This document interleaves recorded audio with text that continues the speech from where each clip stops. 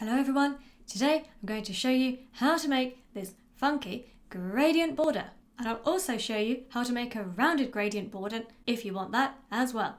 So let's get into it.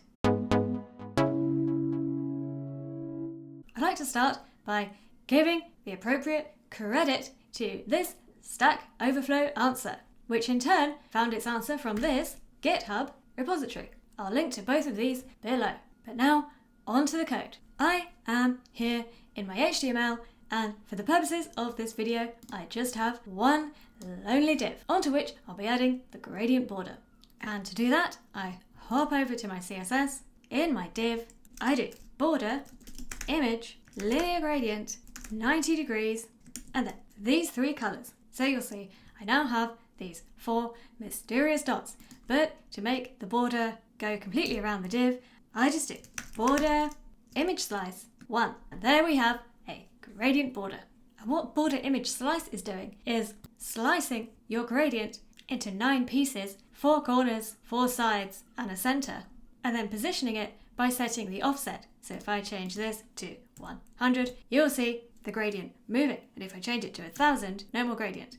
And just as a nice elegant fallback, in case my gradient border doesn't load, I'm going to change my original border to 5 pixels solid, and then this nice purple color. So it still goes with any theme I might have. But what about if I want to add border radius onto my div? If I just add border radius 10 pixels, you'll see that nothing happens. This is because the div's background, but not its border image, are clipped to the appropriate curve. But do not worry, there is a workaround which I will show you now.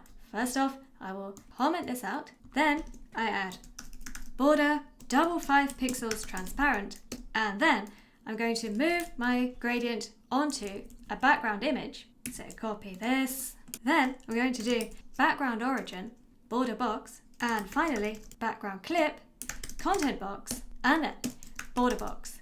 So that, of course, has given our entire div the gradient, but to restore the gradient back to its border status, we just add a new gradient before our colorful gradient, which is the original background color of white. So that looks like this, linear gradient, and then white, comma, white. And how this actually works is background origin specifies the origin position, i.e. the background positioning area of the background image. So we have chosen border box, which starts it on the outside of the border.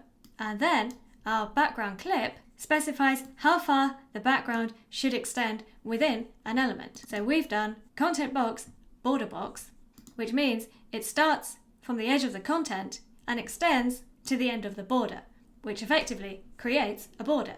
And just to show you, if we switch out this white for red, that is the background of our div. Of course, if you had used some other color, you would have to switch out the white for that color instead. But for now, I'll put it back to white. So one drawback of this is that if your background image doesn't load, it's then going to read the border to be double 5 pixels transparent. So there's no real elegant fallback for your border. So just be mindful of that, and perhaps consider adding a fallback or not using this technique if your border is completely necessary. Well, that's it for this video. I hope you enjoyed watching my sunset gradient border taking shape. Let me know in the comments what type of gradient borders you're going to use in the future. And if you did enjoy it, please consider hitting subscribe so you can keep up to date with all my new coding videos. Thanks for watching, and I'll see you next time.